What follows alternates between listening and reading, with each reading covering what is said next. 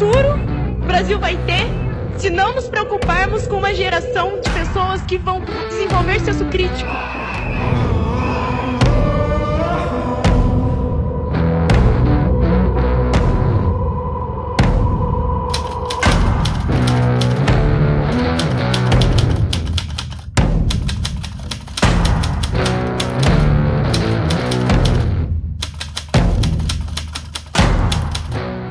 A Nicole está aqui pela educação.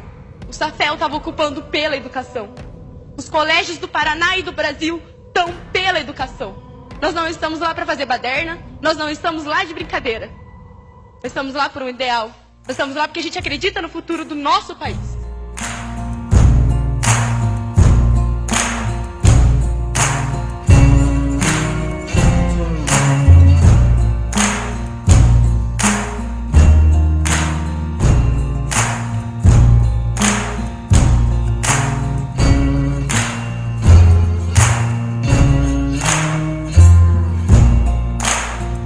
O movimento das ocupações se iniciou pelo período das medidas impostas pelo governo, PEC 55 e a reforma do ensino médio. A reforma do ensino médio para os estudantes ela era muito prejudicial, né?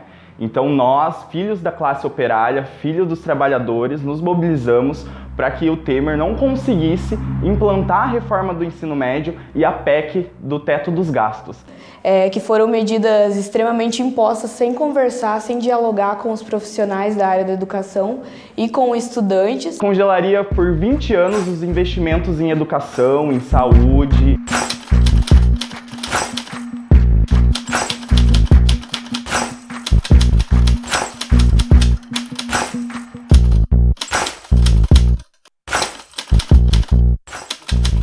Agradeceu ao Congresso pela aprovação definitiva da emenda do teto de gastos. Minimizou a diminuição do apoio à medida e classificou a vitória como extraordinária. É preciso ter coragem para governar. Poderia deixar para depois outro que vier em 2018, mas esta não é a missão de quem deve tudo ao Brasil. E de quem ama o Brasil. Nós não somos contrários, desde aquela época, à reforma. Nós somos contrários à maneira como ela foi posta e algumas questões dentro dela que causa muita preocupação. Ela apenas foi colocada sem um debate com a população. A possibilidade do aluno do ensino médio ter uma parte da sua carga horária à distância, através da EAD, e isso ainda não se sabe qual vai ser o montante, 20%, 30% da carga horária. Imagine você, pobre, que não tem direito de estudar filosofia, nem história, nem sociologia, nem arte, passar no Enem. Você não passa. Você não passa. Sabe quem passa? Quem tem dinheiro para pagar e estudar. Então nós não sabemos ainda, porque não está definido, quais outras disciplinas eles terão. Isso não está esclarecido. Porque não houve essa discussão. E essa discussão não vai mais passar por nós. Que à medida que passar pelo MEC, pelo Conselho da Educação Básica, vem imposta. E era isso que os alunos não queriam. No momento que eu fiquei sabendo de tudo o que estava acontecendo e por que essas intervenções estavam acontecendo, eu decidi participar, porque se eu tenho o direito de lutar pelos meus direitos, eu quero ir lá ajudar. No começo foi bem difícil, né? A população não entendia direito como funcionava o movimento, qual era o nosso intuito. A gente sofreu com calúnias, fake news, pais indignados que seus filhos não conseguiriam ir para a aula. Eu não sei muito com os outros alunos, nas outras famílias, mas em casa eu tive alguns problemas, porque os meus pais são totalmente leigos. Eles não têm, assim, muita noção de política. Na nossa escola houve professores que apoiaram, outros grupos não. Eu fui uma das professoras que apoiou. Com a escola, a gente teve algumas desavenças por conta dos representantes do colégio, né, os professores e diretores, alguns serem contra os movimentos estudantis. Mas depois a gente foi ganhando uma grande força de todos os estudantes, né? O Paraná foi o maior estado do Brasil, com 800 escolas ocupadas. Depois a gente foi explicando, né? mostrando qual era o intuito do movimento, que a gente não estava ali para badernar e sim lutar por educação.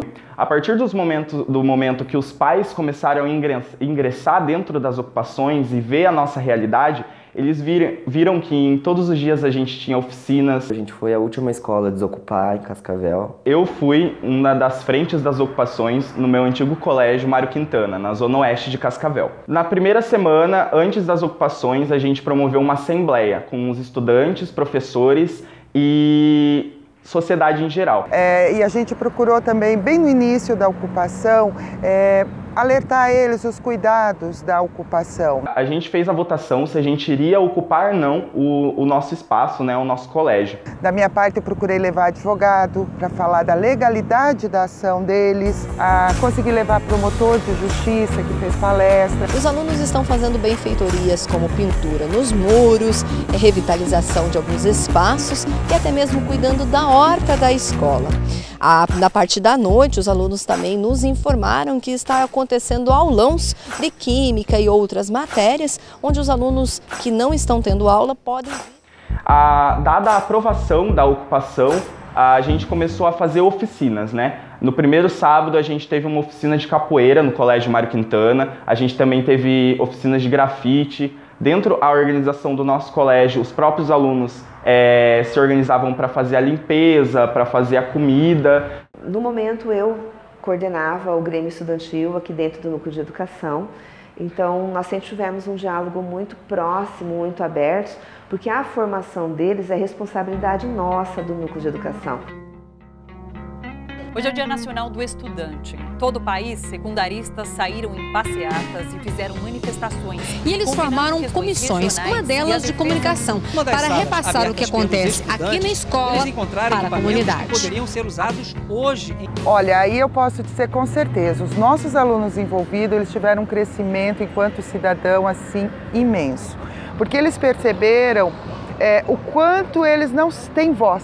Eles manipularam bastante notícia. Inclusive em Curitiba teve um colégio que ocupou e o colégio lá do Santa Felicidade também, como do meu bairro, que também chama Santa Felicidade. Aconteceu de entrar um jovem que não tinha nada a ver com o movimento, aconteceu um homicídio lá dentro e acabou vindo para Cascavel isso. A morte foi na Escola Estadual Santa Felicidade, em Curitiba. De acordo com a Polícia Militar, o estudante foi atacado no pescoço e no tórax com uma faca. Estavam falando que isso aconteceu no Colégio do Santa Felicidade aqui de Cascavel, o que fez muitos pais ficarem aterrorizados e querer impossibilitar que seus filhos participassem da ocupação aqui.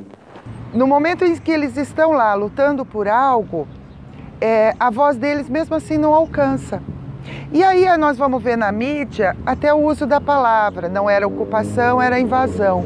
No momento em que era invasão, desqualificava esse estudante. Eu acho que depende da mídia que a gente está falando, né? Porque hoje em dia a gente tem que concordar que a grande mídia, ela não está do lado do trabalhador, ela não está do lado do favelado, ela não está do lado do preto. Eu achei que a mídia mais atrapalhou do que ajudou.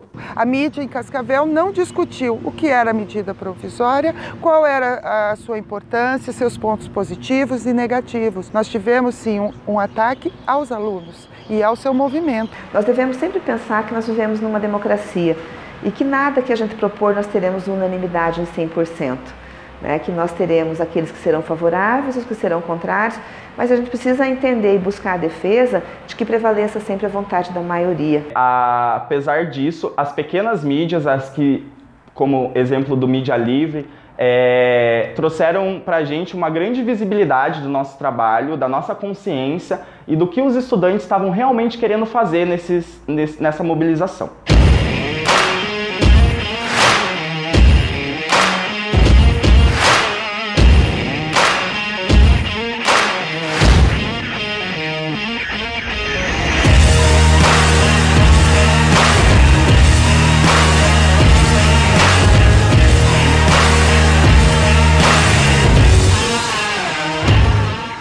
As nossas movimentações de 2016 foram muito diferentes de 2013, né? As manifestações de 2013, elas começaram com não é pelos 20 centavos, né? Contra o aumento da taxa de ônibus. E com a mídia ele se tornou uma arma para o impeachment. Já em 2016, os próprios estudantes se mobilizaram, se conscientizaram e viram que aquilo ali era o certo. Então, com a nossa mobilização, surgiram diversos quadros, surgiram diversas pessoas que depois das ocupações ingressaram no movimento estudantil e estão aí até hoje lutando por um Brasil soberano, por um Brasil democrático, por uma educação pública, laica e de qualidade.